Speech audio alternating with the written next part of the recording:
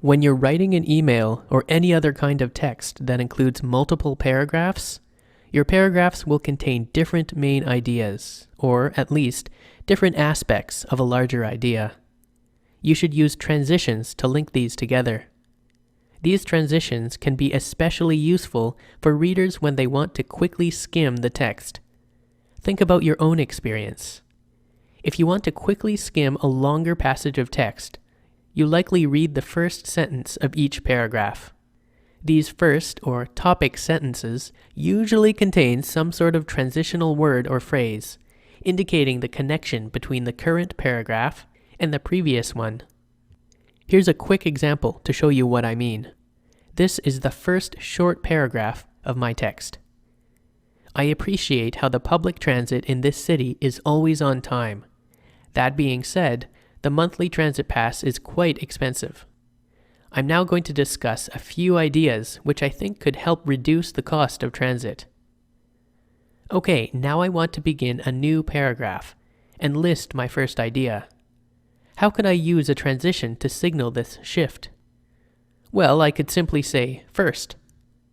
First, the city could consider imposing a transit tax on all car drivers.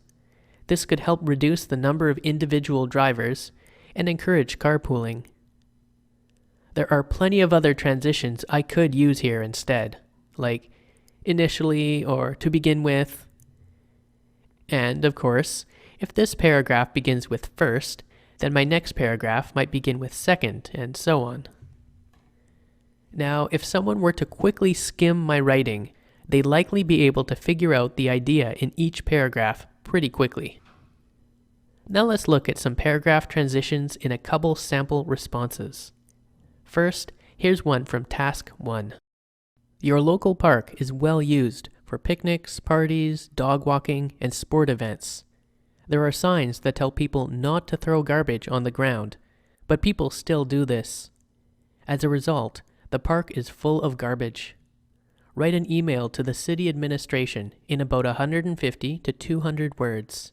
Your email should do the following things: complain about the garbage, explain why a clean park is important, suggest what city officials should do to fix the problem. Now, here are the first two paragraphs from a response to this task. First, here's a version without a transition between the paragraphs. I am emailing you to complain about the garbage in my local park. This park is located downtown beside my apartment complex. It has the potential to be a wonderful facility for the community. It is spacious, has beautiful gardens to stroll in, and has some nice facilities and areas for relaxation. The garbage problem has far surpassed any benefit the park can offer. The once beautiful lawns are covered in cans and bottles. The garbage bins are few and overflowing, and the once tranquil pathways are strewn with litter. Okay, so the first paragraph is very positive, and it basically describes how wonderful this park is. The second paragraph, on the other hand, is much more negative.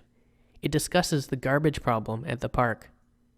Without a transition between them, the second paragraph seems kind of abrupt. So what transition would you add to the beginning of the second paragraph? I'll give you a few seconds to think about it. So what did you come up with? How about however? Since however indicates a contrast in ideas, this could work well. However, the garbage problem has far surpassed any benefit the park can offer. You could use a number of other transitions here instead, such as unfortunately or in spite of this. Let's look at an example from Task 2 now. The city wants to lower monthly bus passes from $80 to $50 for adults. The city will make extra money for transit services by charging more for parking rates downtown. The city is asking your opinion of the change. Choose the option that you prefer. Explain the reasons for your choice. Why do you prefer your choice? Write about 150 to 200 words. Option A. I agree that the adult monthly bus pass should change to $50. Parking rates should increase. Option B. I prefer the bus pass to stay at $80, Parking rates should remain the same. Now here are 2 paragraphs from a response to this task. This writer supports option A. They want bus fares to go down. First, here's a version without a transition between the paragraphs. If the city wants to implement a plan that would discourage traffic and pollution in our community, then I wholeheartedly support this measure. And can you imagine our beautiful city without a 2-hour rush hour? Getting home to my wife and children more quickly due to less traffic congestion has been a fantasy of mine for years.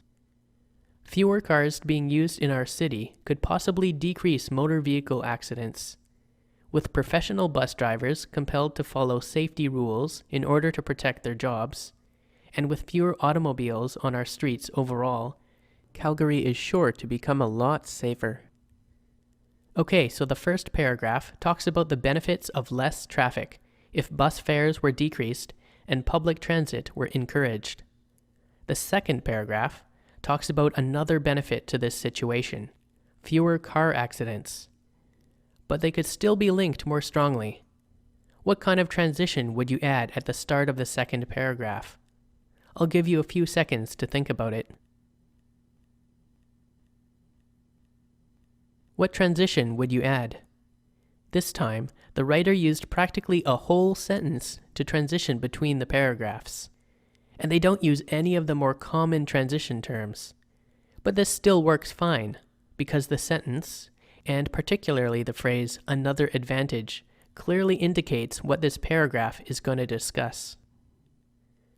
There is another advantage if this situation were ever to be made a reality. In the last 2 videos, we've discussed how using transitions is an important method for clearly indicating connections between ideas in your writing. Remember that transitions can be used within a sentence, between sentences, or even between paragraphs. And depending on the context, there's often more than one right way to make connections. So just be sure to connect your ideas as clearly as possible.